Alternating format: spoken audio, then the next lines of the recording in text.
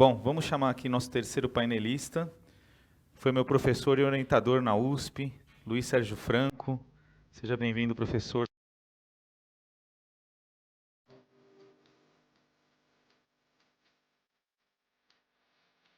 Bom dia a todos, obrigado pelo convite de participar desse evento. Eu acho que é um evento muito bacana quando a gente consegue reunir pessoas com diferentes visões, né?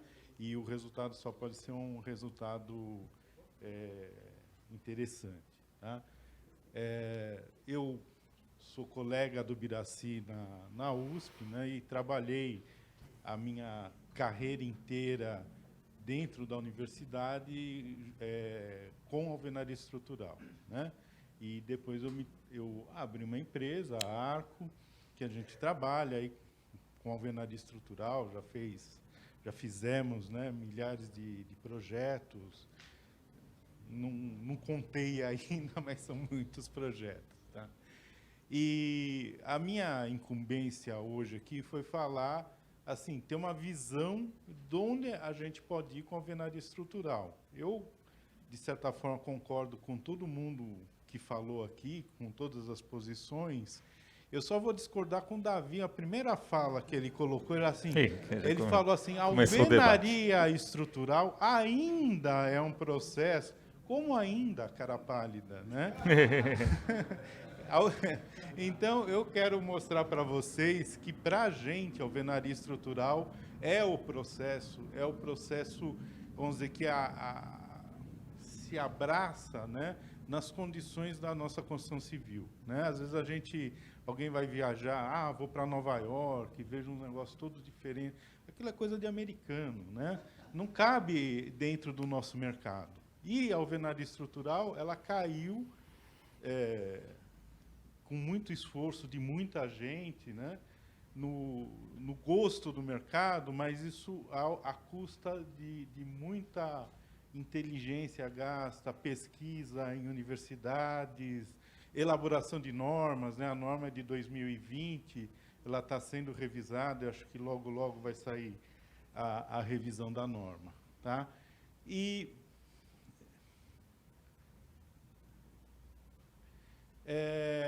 eu queria colocar um pouco a questão, né, do processo industrializado, que o Biraci já falou. Né? Mas a gente não é com um contrassenso falar de alvenaria e de industrialização. Né? E o que é essa industrialização? Então, a gente fala que a industrialização... Aqui é laser também, suponho.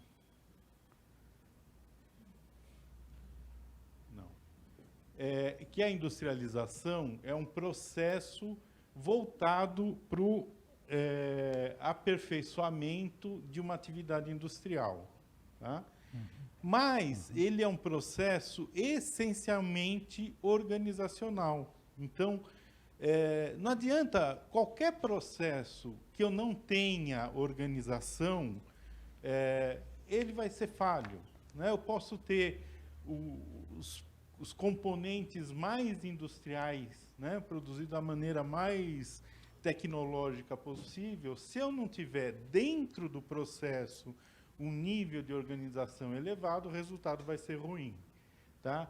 E o que é essa organização? É a organização no canteiro de obras, né, pensar a gestão do canteiro, essa organização. Mas ela, na verdade, nasce quando nasce o empreendimento. Então, se a minha área de incorporação ela não consegue enxergar todo o ciclo e lançar essa incorporação já de uma forma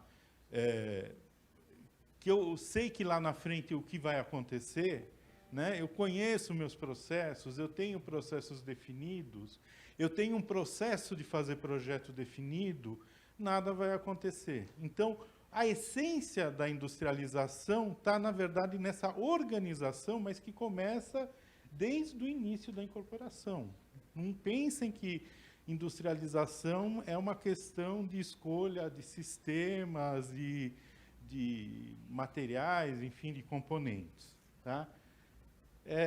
E a alvenaria estrutural, de certa forma, né? Eu fiz essa provocação com o Davi, porque quem trabalha com alvenaria estrutural percebeu isso. Então, hoje o Brasil é o país que é mais expert em fazer alvenaria estrutural. Não se faz em nenhum lugar do mundo aquilo que a gente faz aqui no Brasil. E toda vez que vem um especialista de fora, eles ficam literalmente de queixo caído com aquilo que a gente faz, né? Com os preços que a gente pratica, com o resultado que a gente obtém, né? E por que isso? Porque a alvenaria estrutural ela foi evoluindo ao longo do tempo. Então, eu acho que o nosso desafio é esse desafio de sempre estar evoluindo, né, nos processos em alvenaria estrutural, para que obtenha sempre bons resultados. Tá? Isso a gente chama de aumento de grau de industrialização. Né? Como que a gente consegue aumentar o grau de industrialização? Então, investindo no projeto do produto e do processo, em planejamento e organização, tá? Integração entre os vários subsistemas, né? Eu tenho que trabalhar dentro daquilo que existe no mercado, coordenação modular, pré-fabricação e mecanização. Então, eu vou trazer aqui alguns exemplos, né, de situações desse tipo. Aqui, a utilização de uma laje completamente pré-moldada. Tá? Então, eu tenho que fazer um projeto, né, do produto, no qual vocês estão vendo aqui o detalhamento da armadura barra por barra. Por quê? Porque você entra numa indústria, ninguém pega assim, vai fazer esse carro, pega essa caixa de parafuso e vê se dá. Né? Então, aqui eu sei qual é a barra que tem que cortar para passar no shaft, qual é a interferência que eu tenho na caixinha e tal. Por quê? Porque isso eu coloco mesmo num canteiro de obra e monto uma linha de produção. Então, é muito importante que o projeto ele veja a forma, entenda a forma como aquilo vai ser produzido. Tá? Porque o resultado é a gente ter uma solução que na obra vai me trazer benefícios. Então, vou colocar uma laje pronta, acabada em cima e embaixo, né, sem nenhum tipo de necessidade, com os eletrodutos todos passados, que vão se conectar. Então, eu já embuti nesse produto, através de inteligência, de planejamento, toda uma etapa muito complexa que eu teria na obra. Né? Aqui Bom, eu não sei porque... O que você está querendo? É que clicar em cima aí da foto que vai aparecer... Clica aí, Stefan. Aí... Pronto. Dá play. Bom. Não está passando. Bom, pena. Aqui é um outro exemplo, né? Quer dizer, o projeto ele traz aqui uma sequência de como montar essa escada. Ela é toda pré-moldada, inclusive a proteção. Tá? Então, essa operação que a gente sabe que numa obra convencional demora dias e dias de carpinteiro e depois você tem que ficar corrigindo o revestimento, falhas e não sei o quê, aqui você faz num dia e tem o processo todo resolvido. Tá? Mas isso então é fácil, é só buscar esse caminho? Não, isso daí implica em que eu tenha que ter, né, um planejamento e organização muito grande. Como é que implanta esses sistemas pré-moldados numa obra?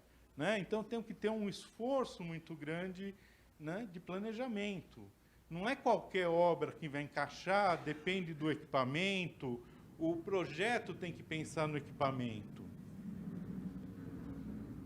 Então, aí outros exemplos, né, quer dizer, de situações que a gente utilizou em alvenaria estrutural e que demandam um esforço muito grande de organização e planejamento. integração entre os subsistemas, né? Então, a gente vê, à medida que o tempo vai passando, a incorporação de novidades tecnológicas, né, para sustentar essa evolução da alvenaria estrutural. A própria alvenaria estrutural ensinou as outras obras, né, a utilizar shaft, a evitar interferências entre sistemas prediais e os outros sistemas construtivos, e isso cada vez mais é integrado dentro dos processos em alvenaria estrutural, né? Isso é bastante importante. Então, tinha um exemplo lá do chicote hidráulico, do kit hidráulico, aqui de pré-moldados para definir vãos de esquadria, né, que eu vou chegar com a esquadria já pronta. Aqui um exemplo, né, de integração com sistemas de vedação, né? Posso usar, por exemplo, o drywall. Eu já estou tomando cartão amarelo aqui, daqui a pouco. Coordenação modular, né? Outro aspecto bastante importante que você... isso nasce no projeto? Não, isso nasce na incorporação, isso tem que ser diretriz de quem está montando o produto. Tá? Porque eu, coordenando modularmente uma obra, eu consigo transformar a minha obra num Lego, né? Num joguinho de montar onde não tem improvisação. Tá? Pré-fabricação e mecanização, né? Então, utilizar, por exemplo, sistemas de laje pronta para prédios altos, né? Então, a gente desenvolveu um sistema de laje pronta para prédio alto. E como é que faz isso? Isso sai da cabeça de alguém? Isso a gente teve uma pesquisa na USP, financiada por empresa e tal, para comprovar, né, e para verificar a eficácia desse tipo de sistema. Tá? Bom, aqui tem um outro filminho, não vou nem passar o filminho, porque... Não, se ele já estava na apresentação, acho que roda. Esse motor que a gente tocou na última hora. Espera aí. Vê. Não. Não. Pena. Vou ficar devendo para vocês os filminhos aí. Só laje para... Bom, existem outros exemplos no mercado, né? A utilização, por exemplo, de pré-laje, que eu economizo escoramento, que eu economizo uma série de etapas de obra e consigo ter uma boa solução. Tá?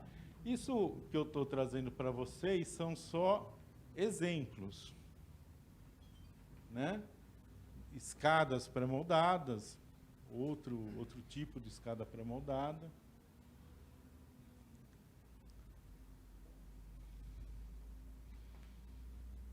E aí, o resultado dessa aplicação, que eu acho que é mais interessante, é a gente elaborar um produto que eu não estou sacrificando a qualidade do produto para ter um resultado eficiente. Quer dizer, eu estou fazendo um produto econômico, com alta qualidade e com alta performance de produção. Então, eu acho que esse que é o grande futuro da alvenaria estrutural. Seguir nesse caminho, né, da gente pensar dessa maneira para ter sempre resultados positivos.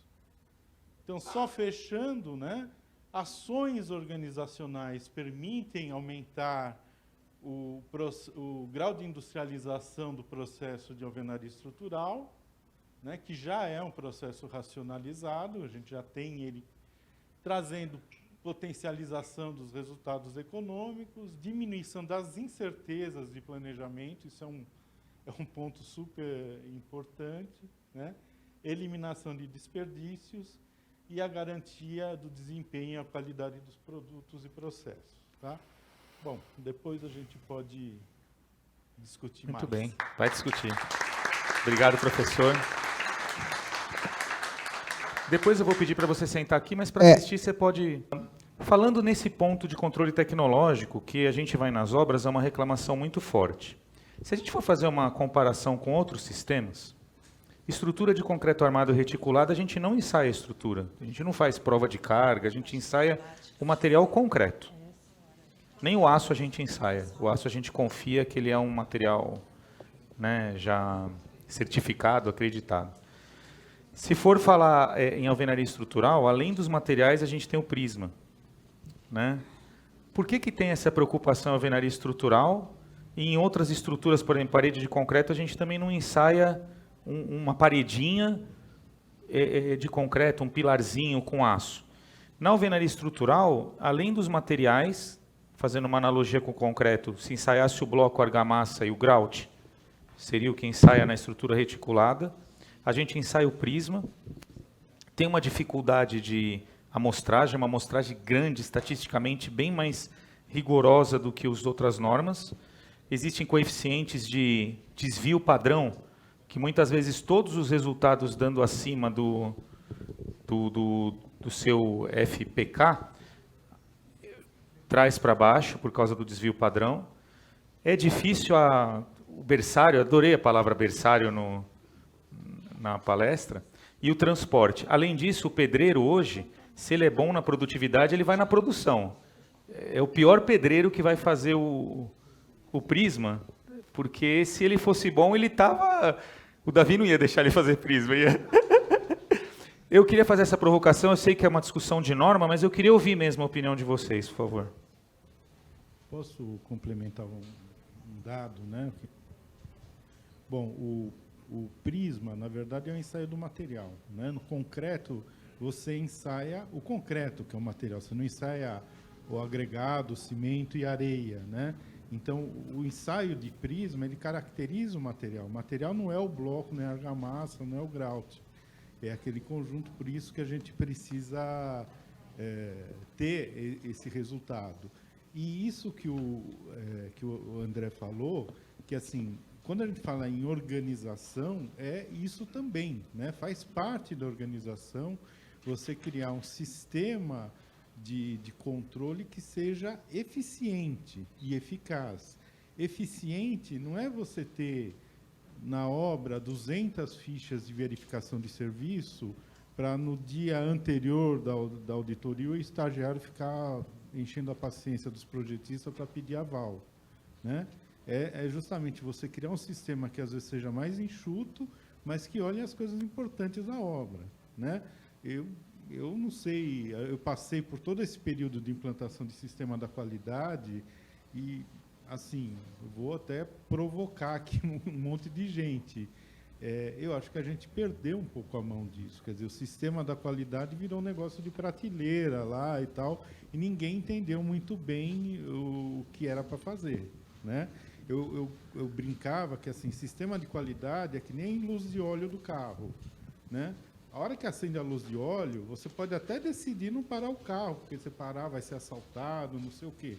Mas você sabe que você está, né, o motor do teu carro pode fundir. Então, o sistema da qualidade é isso, é o olho de quem tem que tomar decisão na frente de serviço. E a gente tem que ter, dentro dessa organização toda que a gente colocou, um sistema de qualidade que realmente seja efetivo. Não só para inglês ver, para manter lá o certificado de ISO 9000, nada disso. Carinho, estatisticamente, né, o concreto.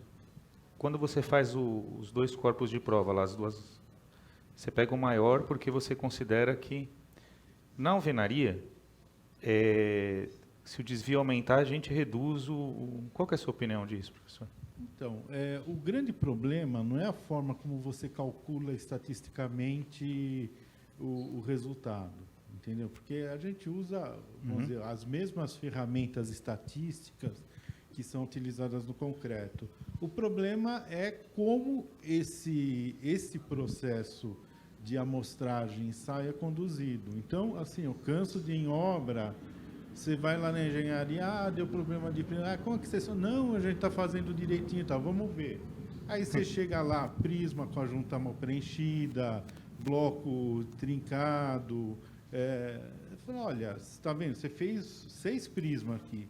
Tem um com junta bem mal preenchida, ferrou, né? Quer dizer, esses 6 já vai dar um resultado lá embaixo, justamente pela análise estatística.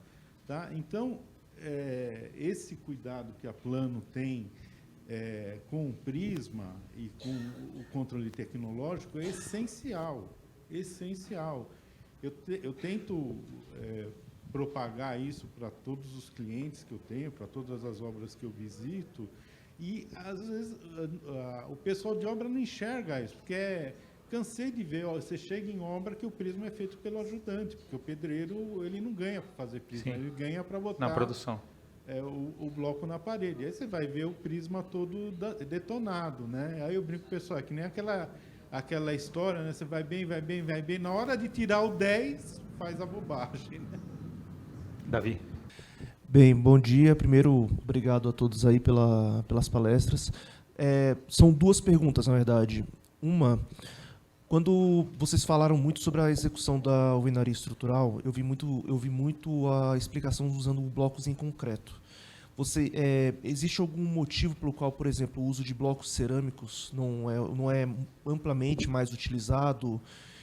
Tem vantagens, desvantagens? Essa seria a primeira pergunta.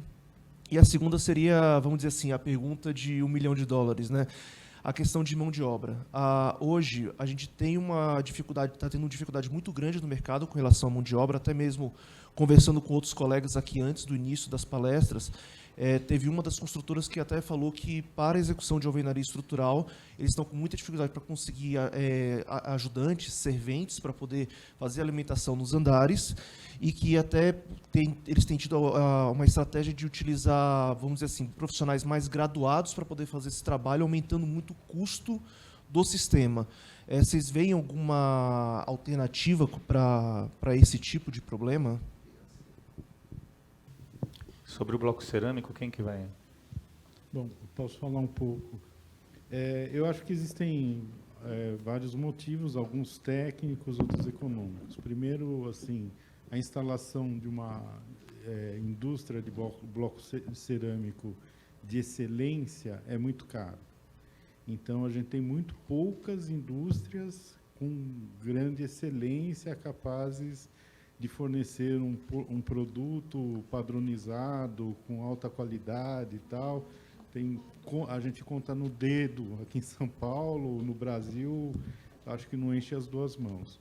Segundo, o bloco cerâmico, o modelo que a gente usa de bloco cerâmico no Brasil, que é um modelo que começou a imitar o bloco de concreto, quer dizer, esse formato de bloco cerâmico vazado que tem no Brasil não tem nenhum outro lugar do mundo, né? Ele foi feito para imitar o bloco de concreto, ele não tem uma eficiência muito alta. Essa relação entre resistência de prisma, resistência de bloco e resistência de prisma, ela é bem mais baixa do que o bloco cerâmico. Então, limitaria muito a altura dos prédios, tá? Então, isso explica tecnicamente por que não tem tantas construções desse tipo. Eu queria falar um pouquinho também da questão da mão de obra, porque assim, a gente fala processo em alvenaria estrutural, mas tem vários processos que você pode montar, e tem várias coisas que a gente pode fazer, incorporar no processo em alvenaria estrutural, que vão reduzir o consumo de mão de obra, tá? Alguém falou aí, chega no fim da obra e fala dos prismas e tal. Eu acho que tinha que chegar no fim da obra e falar de todas as dificuldades que aquela obra teve, não só do controle tecnológico. Porque, por exemplo, a gente já discutiu em obra, vamos fazer a etapa de grauteamento numa etapa única. Tá? Só que para fazer isso eu preciso ter uma bomba para levar o grout, que não é a bomba de concreto, porque agora o grout vem usinado, eu preciso usar pré-moldado em verga e contra-verga, e aí, às vezes, você tem umas barreiras que são, assim, eu falo, mas o pré-moldado da contra-verga e da verga, ele é mais caro. É mais caro você comparar material com material, mas você não vê que, sei lá, se fizer o grauteamento numa etapa só, você ganha um dia de ciclo. Você reduz não sei quanto. No custo global. Entendeu? Então, assim, tem várias ações que toda obra de alvenaria estrutural pode fazer que consegue ter eficiência. Eu coordenei há 30 anos atrás um projeto que era da Incol, os mais velhos lembram da Encol, mas a Encol ela produziu um processo em alvenaria estrutural de altíssima eficiência, né? E muitas das coisas que a gente usa vêm daquele processo. O Biraci mostrou as fotos lá mais antiguinhas desse processo. Mas, assim, modulação era lei na hora de fazer o projeto legal, o projeto. né? Era lei, não existe, vou pôr aqui um compensador para ganhar mais 5 centímetros. Não existia isso. Existiam várias coisas, vários pré-moldados leves, não usávamos pré-moldados pesados com a questão do objetivo daquele projeto. Usávamos escantilhão, uma série de equipamentos para melhorar a produtividade da mão de obra. Isso faz 30 anos. E muitas dessas coisas desapareceram aí no mercado. Está na hora da gente, de repente, retomar essas coisas. Ele é seco. Vamos lá. Eu queria perguntar para o André e para o Luiz a questão das faixas de resistência, né? Hoje as indústrias se modernizaram e os blocos estão atingindo novos níveis, enfim.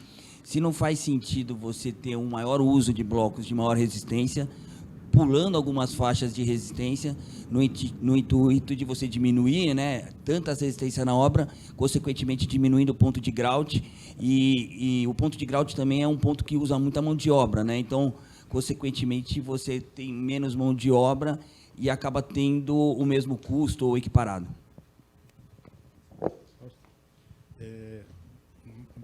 Bom dia, Marcos. Eu acho que assim, a grande pulo que deu a gente ter resistências adicionais foi conseguir ter mais altura dos prédios, né? Porque antigamente, eu me lembro a primeira vez que fiz um projeto que tinha 17 pavimentos, tinha no mercado bloco de 14. A gente teve que sair grauteando um monte de parede e tal. Isso já faz bastante tempo atrás.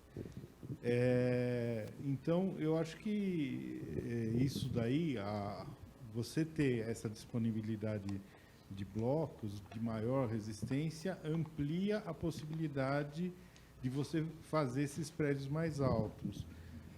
Essa questão de se vale a pena mais grautear ou mais trabalhar com blocos mais altos, acho que varia de obra para obra, de projeto para projeto.